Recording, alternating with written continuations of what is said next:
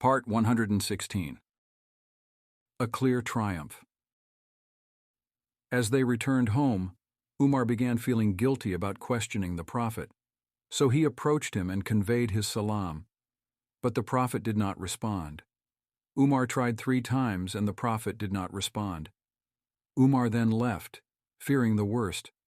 He bemoaned, "Let Umar's mother mourn the loss of her son."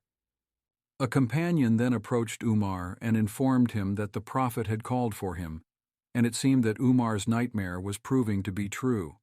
However, he saw that the Prophet's face was beaming with joy. The Prophet began reciting from Surah Al-Fath. Indeed, we have granted you a clear triumph, Surah 48, verse 1. And the entirety of Surah Al-Fath was revealed. Surah Al-Fath is commonly thought to be in reference to the conquest of Mecca, but it was actually revealed at the Treaty of Hudaybiyah. Umar excitedly inquired, "Is it really a victory, O Messenger of Allah?" The Prophet replied, "Yes, by Allah, it is a victory." Umar yelled, "Allahu Akbar," and began racing along the Muslims, reciting, "Indeed, we have granted you a clear triumph," Surah 48, verse 1. The Prophet then said, "Allah has sent down a surah that is more beloved to me than everything on this earth." Despite strong reservations at the time, it turned out to be one of the biggest successes in the entire Seerah. The Battle of Habur, the biggest financial victory to date, would soon come to pass, followed by the conquest of Mecca. The extent to which the Treaty of Hudaybiyah was a victory will only become clear through the events that follow. Allah revealed, Indeed, Allah was pleased with the believers when they pledged allegiance to you under the tree. He knew what was in their hearts, so he sent down serenity upon them and rewarded them with a victory at hand, and many spoils of war they will gain. For Allah is Almighty, All-Wise. Surah 48, verses 18 to 19.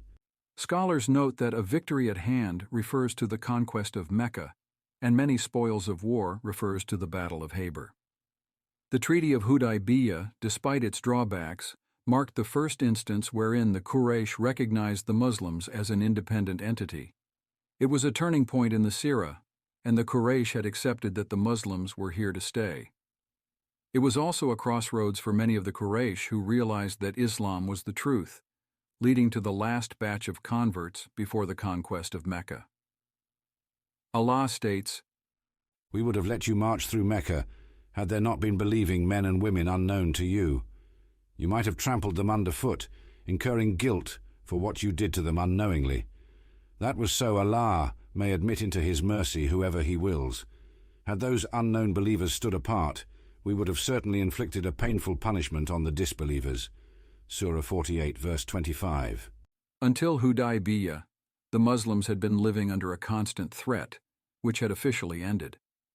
The Battle of the Trench showed that even their safe haven of Medina could be attacked, but the Treaty of Hudaybiyah guaranteed at least 10 years of safety and security. This newfound security allowed the Prophet to finally spread the message of Islam globally, writing to international leaders. Ibn Shihab al-Zuhri, one of the greatest scholars of the successors, comments, "There was no greater victory given to Islam before Hudaybiyah that was bigger than Hudaybiyah. Not a single intelligent person heard about Islam, except that he accepted it.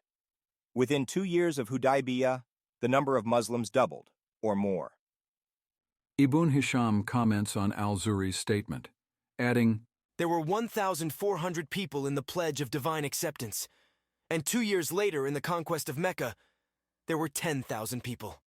The whole saga provides invaluable insight and timeless guidance into topics of compromise, foresight, patience, and tawakkul.